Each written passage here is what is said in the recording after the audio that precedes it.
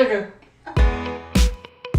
Oh, how about that? This is him. This is our renegade child who doesn't abide by the rules. He lives in a Georgia Tech house and he's got a Clemson room, so that's awesome. We got your name on your lockers over here. It's all Caleb. It's all Caleb. You see the big Clemson ball on the wall?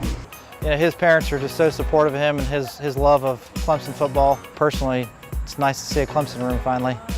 I've been lifting him in and out of the tub on a regular basis for the last couple of years, and this makes it easier for him to get in and out. It's safer. That's probably the biggest thing.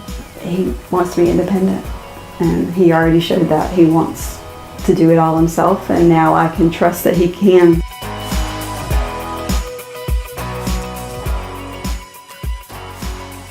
Thank you, Sunshine on a Rainy Day. Go Tigers! Go!